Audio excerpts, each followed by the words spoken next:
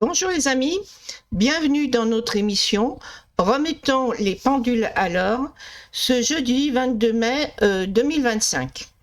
Alors nous allons voir trois sujets, puisque bon, vous voyez, ça déjà un moment que ces discussions ont pu finir au sujet de la fin de vie, etc. Avec l'adoption donc de l'article clé établissant 5 conditions dans lesquelles on pourra aider les gens à mourir. Je vous renvoie à l'article du Figaro qui me semble donc cette loi me semble aller dans le bon sens. On verra un peu en fait quels sont dans la pratique les problèmes qui se posent et les conditions dans lesquelles effectivement on pourrait aider des personnes en fin de vie, ou la question également de l'euthanasie active, auquel surtout qui rencontre plus d'opposition, parce qu'effectivement c'est quelque chose de particulièrement délicat. Des personnes qui pourraient avoir encore des années à vivre, mais dans des conditions d'inconfort, de souffrance, etc., qui leur rend la vie totalement insupportable et qui réclament la fin de vie.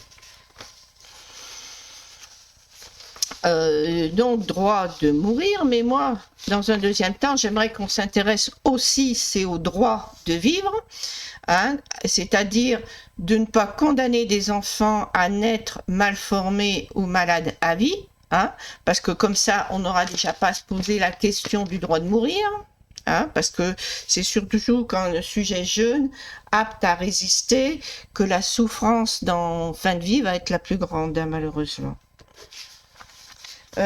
Troisièmement, eh bien, Habemus Papal, d'accord, on a un nouveau pape. Et avec ça, qu'y aura-t-il donc de nouveau? Donc, ou plutôt, qu'est-ce que j'aimerais, à titre personnel, qu'il y ait de nouveau? Je ne sais pas si vous partagez mon avis. Alors, euthanasie, fin de vie. Alors, comme je vous disais, discours à plus en finir, puisque cela fait appel à la conception de la vie et de la mort de tout un chacun, de convictions religieuses, etc. Je veux rappeler simplement quelques idiomes de base, je dirais, c'est-à-dire des constatations qu'on ne peut pas... enfin, des constatations évidentes. Un catholique croit à une autre vie dans l'au-delà, et l'on peut s'interroger pourquoi sont-ils, très souvent, je l'ai constaté, les plus réticents à abréger même les souffrances, hein. J'ai entendu, moi, il faut offrir sa souffrance à Dieu, ça c'est le truc des bonnes sœurs, et qui sont donc même totalement opposés à des doses parfois d'analgésiques très fortes pour abréger une fin de vie. Parce que effectivement, soit ces doses vont vous ensuquer complètement, ou voire dans certains cas, quand vous êtes par exemple devant une péritonite, j'ai vu ça dans des cancers de l'utérus au stade terminal, eh bien, à moins de dépasser les doses thérapeutiques, vous ne pouvez, parce que là, vous calmez moins sur des durées bien plus courtes que normalement. Eh bien, à moins de débosser les doses thérapeutiques, vous n'arrivez pas à calmer ces patients. Vous entrez dans la zone de toxicité de manière automatique. Alors, faut-il le faire ou pas? Moi, je pense qu'il faut le faire. Quand la vie, je pense que la vie doit pas forcément s'accompagner d'une fin de vie avec des souffrances insurmontables, hein. Et puis, bon, pour ce qui est, on dit, de la vie de la famille, eh bien, le problème se pose de fait que très souvent, l'appréciation d'abréger une vie, d'une vie de souffrance, ou d'une agonie qui s'installe, eh bien, elle est plutôt de l'ordre d'une équipe médicale. Si cette équipe est compétente, si on prend l'avis de tout le monde, si on mène vraiment une bonne enquête, qu'on peut même connaître par, enfin, je veux dire, peut-être certaines volontés du patient par l'intermédiaire du médecin traitant et également la famille, certes, mais pas que. Parce que la famille, moi j'ai vu un peu tout. C'est-à-dire vous avez des gens, alors que le patient dans un coma profond, s'obstiner à vouloir le faire manger alors qu'il ne peut faire que des troubles de la déglutition. Vous avez des qui sont pas du tout conscients donc de l'état du patient, qui sont persuadés de voir que le patient les reconnaît alors que le patient est dans enfin, je veux dire, on sait que c'est pas possible, que les lésions sont trop importantes, que certains réflexes sont pris pour des mouvements conscients, etc.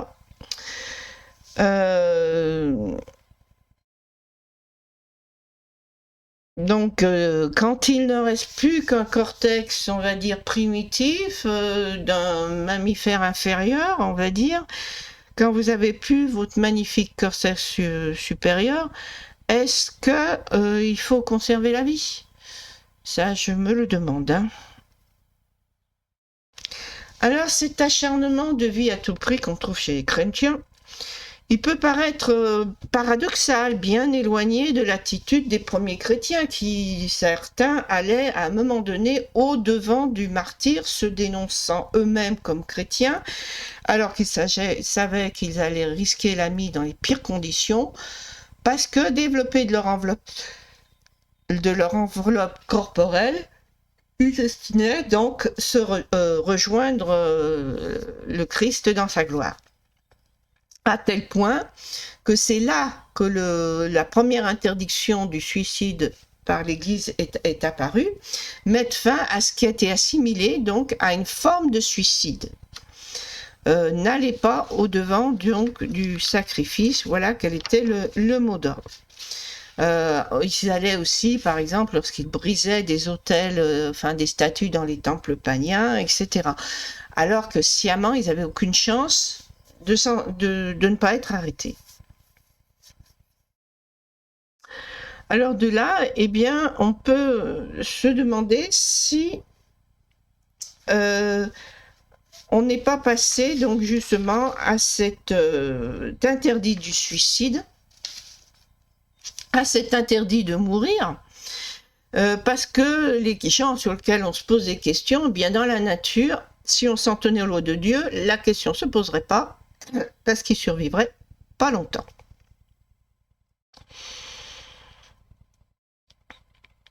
Alors, bien plus délicat, évidemment, est le cas de certains patients atteints d'affections chroniques qui détruisent la vie et vous la rendent lourdement, des affections lourdement invalidantes dans lesquelles, eh bien, vous pouvez, pour certains, préférer la mort. Moi, je suis pour le respect de la volonté des individus, en étant sûr, évidemment, qu'il ne s'agit pas d'un passage temporaire dépressif. Là, évidemment, il y a la vie de la famille qui va compter peut-être un peu plus, et surtout la vie du patient lui-même. Mais il n'y a pas de bonne solution. Il y a des fois, effectivement, c'est très difficile de répondre à ce type de questions. Et peut-être la vraie solution, c'est de ne pas se mettre dans ce type de situation. Donc c'est vrai, par exemple, pour les accidents de la route, le fait de prendre des mesures pour diminuer les accidents graves, d'être vraiment, comment dire, intransigeant vis-à-vis de ceux qui sciemment mettent la vie des autres et non seulement la leur en danger, je pense à la prise de drogue, rodéo et compagnie, tout ça participe donc au respect de la vie et à ne pas se trouver dans des situations où on se demande s'il faut aider les gens à mourir.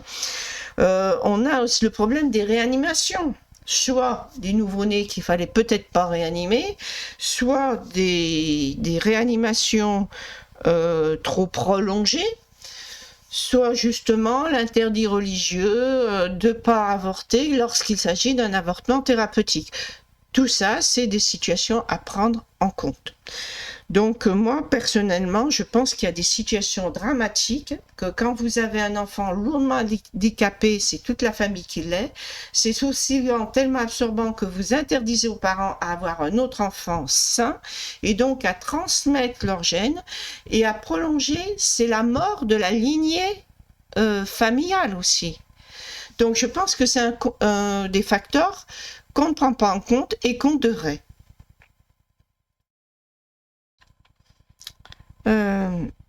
Voilà.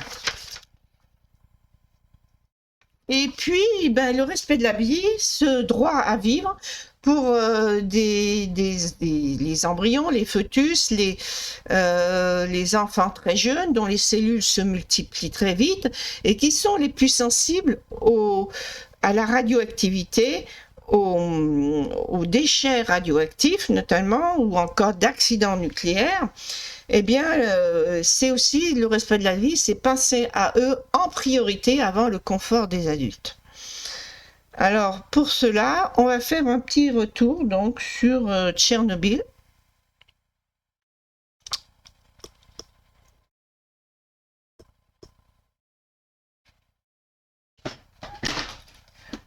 Donc, comme vous voyez, voilà la page. Donc, vous tapez malformation de Tchernobyl. Vous aurez des enfants. Attendez, on le voit pas très bien. C'est plus facile à.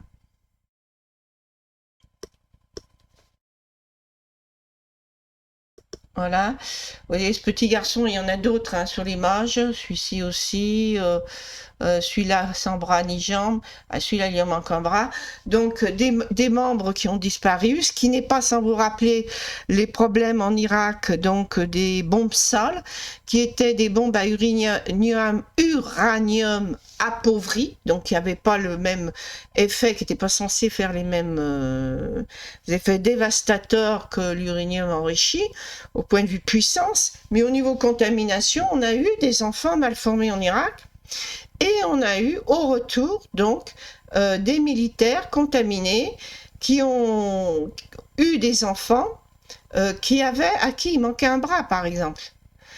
Et alors que la mère n'avait pas, bien évidemment, elle était contaminée. Donc ce qui suggère que c'est une malformation dominante qui va se transmettre aux générations qui suivent. Donc c'est ça aussi le problème. Donc heureusement, on a la fécondation in vitro, on a peut-être des moyens médicaux, peut-être de sélectionner des embryons pour ceux qui ont des malformations qui désiraient être parents. Mais bon, c'est pas à la portée de tout le monde. Hein. Et pas dans toutes les malformations peut-être non plus. Bon, donc voilà le respect, le droit de vivre, hein, c'est y penser avant de construire n'importe quelle centrale, d'accumuler comme à la Hague les déchets radioactifs, hein, que si jamais vous avez vous avez des anciens réacteurs qui trempent comme ça, qui font trempette dans des eaux de piscine, il y en a 62. S'il y a un truc qui tombe dessus, que l'eau s'évapore ou je ne sais quoi, eh bien dans ce cas-là, vous avez une contamination que la Bretagne, la Normandie, au revoir. Hein, il y aura un nombre mort, mais il y aura aussi toutes les contaminations qu'on aura par la suite. Donc on va retourner sur notre problème de Tchernobyl qui peut donner à réfléchir.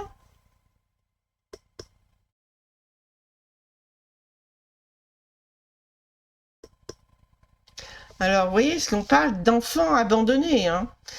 Alors en 1985, un an avant la catastrophe, il y avait 200 cas de malformation de répertoriés à Gomel, hôpital de Gomel en Bélarussie. En fait, c'est la Biélorussie, Bélarus. Parce qu'en fait, 70% des contaminations sont retombées sur la Biélorussie. En 2000, 15 ans plus tard, vous en avez 800, donc 4 fois de plus, mais la population a été divisée par 2.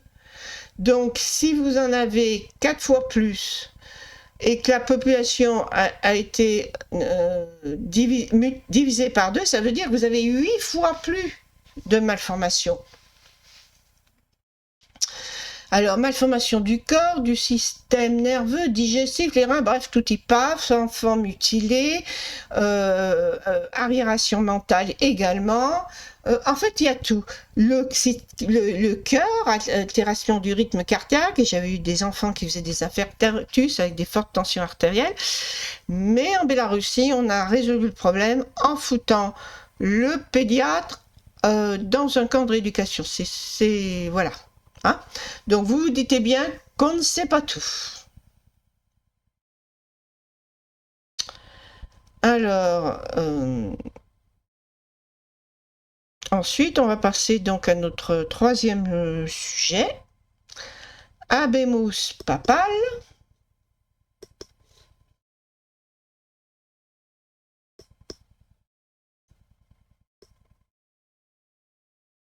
Voilà. Donc voilà, donc ça c'est la photo là lorsqu'on a l'annonce du nouveau pape, Léon XIV, 267e pape. Mais voilà, d'accord, nouveau pape. Qu'est-ce qu'il y aura de nouveau? Moi j'ai des questions que j'aimerais pouvoir lui poser. Alors la première, ça serait mariage des prêtres, tout simplement. Parce que n'oublions pas que si les prêtres ne se marient pas, c'est pas pour des questions dogmatiques. Jésus était probablement marié, mais surtout pour des raisons matérielles qui peuvent se comprendre. L'Église, bon, ça a été un sacrifice donc des moines, tout ça, qui ne transmettaient pas leur gène précisément, pour aider à l'élevage des enfants. C'était une forme aussi de l'époque de contrôle des naissances. Une façon donc d'avoir une masse d'individus importante, adultes, en charge de déboisement pour cultiver la terre et pour pouvoir éduquer les jeunes. Et ça avait l'intérêt, parce qu'à cette époque, ces temps étaient durs, eh bien, il fallait une église puissante, et pour y avoir une église puissante, elle devait être riche, et pour être riche et indépendante, eh bien, il lui fallait recueillir les biens, la succession des membres du clergé. Donc, ça a vraiment été un don total de leur personne et de leurs biens à leur cause. Maintenant, le problème est différent. Le problème est différent, c'est que la guerre menace de partout. Nous avons besoin des enfants de la paix, comme l'a si bien dit Léon XIV. Et quel meilleur moyen serait que de permettre le mariage des religieux? Alors, ensuite, un monde de paix, eh bien, je regrette, cher pape, eh bien, un monde de paix, ça va passer par le contrôle des naissances. Parce que sinon, ça sera un monde de guerre. On le voit déjà avec Trump, par exemple, qui réclame les minerais là, des Ukrainiens. Les Russes, faut pas se faire d'illusions, c'est pas la sécurité des habitants du Donbass. Moi, je crois plutôt que c'est une minerai du Donbass qui les intéresse, qu'ils ont une politique, bien qu'il n'en manque pas, de concentrer l'énergie et les minerais, et que ce serait un moyen de dominer de l'Europe en lui empêchant parce que c'est pareil, au Mali, on n'a plus de lien direct, on peut plus avoir accès à l'uranium, par exemple. Une façon de contrôler l'Europe. Donc, les problèmes de l'eau qui vont pas tarder non plus à se poser dans des régions déjà bien mouvementées, hein, je pense au Proche-Orient par exemple.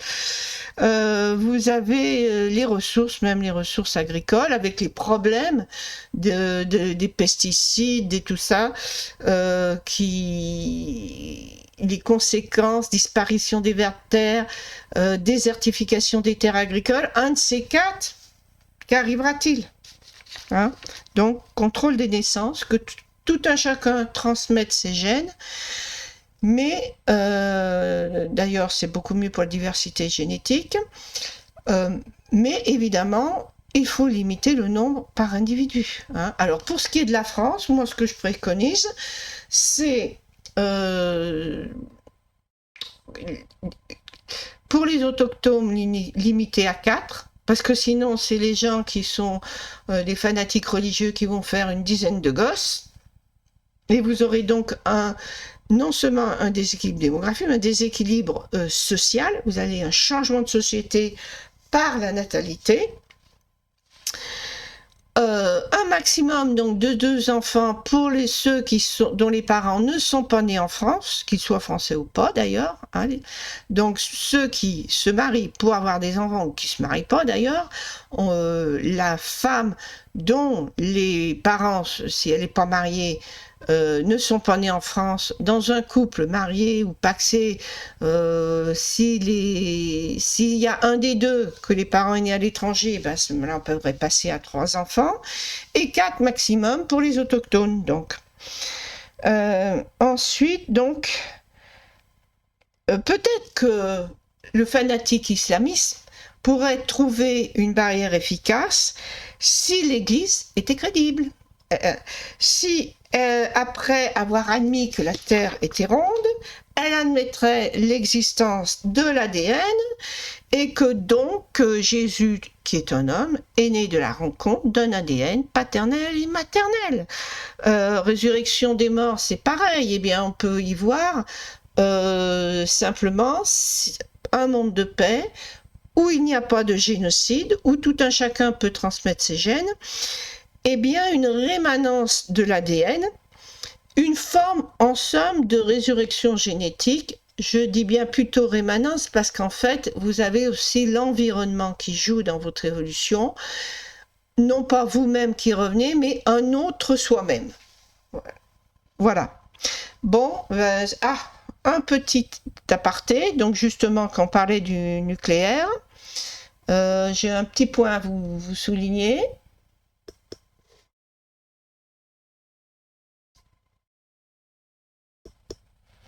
Alors, thorium, l'espoir d'une énergie nucléaire verte. Alors, verte, énergie verte, écolo et tout, c'est un peu exagéré. Mais de toute façon, c'est vrai que ça aurait été la meilleure solution. Une solution que si on avait investi dedans, qui en Europe pouvait dater des années 50. Mais dans les années 50, on avait besoin on voulait l'atome militaire et c'est ce qui a motivé le choix pour l'uranium et les recherches sur l'uranium. Alors le thorium, lui, il permet la surrégénération, donc une diminution des déchets fossiles. Malgré tout, pour démarrer, bon, en tant que surgénateur, il faut du plutonium et il nous faudrait quand même à minima une petite filière à uranium. Mais évidemment, on a tout de même beaucoup moins d'uranium, donc une dépendance à l'uranium, puisqu'on n'en a pas en France, beaucoup moins, puisque le thorium, lui, on le trouve partout en grande quantité pour l'instant. Ensuite, vous avez moins de déchets radioactifs, donc c'est pensé aux générations d'avant. Et ce truc-là, la surgénération au thorium, ça a été étudié en France, à Grenoble, par un institut de physique à Grenoble, je ne sais plus le nom exactement.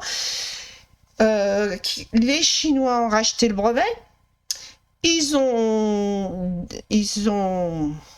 développé donc attendez, je sais plus comment on appelle ça, une centrale d'études, quoi, et ils sont en voie de passer à la phase commerciale. Alors, eh ben voilà, on a fait encore une fois le mauvais choix, mais ne nous obstinons pas. Dans des surgénérateurs pour certains, donc comme Flamanville, là, qui coûte, je crois que ça doit être, qui est passé de 2,5 milliards à 10 milliards, quelque chose de cet ordre-là. Enfin, le coût multiplié par 3,5, qui avant de commencer a déjà eu des problèmes de maintenance, etc. Donc, attendez, on va refaire un petit tour sur tous les points de l'article que je vous invite donc à lire. Alors, le thorium, minerai pertinent. Alors, plus abondant, c'est ce que je vous disais. La nécessité tout de même d'avoir de l'uranium. Surgénération possible. Sécurité d'exploitation, réduction des déchets radioactifs, complexité, bon pour les inconvénients on a encore une complexité de technologie. La Chine donc dévoile le premier réacteur nucléaire au thorium. Voilà, toujours pareil, les Chinois qui font le bon choix. Bon, sur ce on va se quitter. Bonne journée les amis.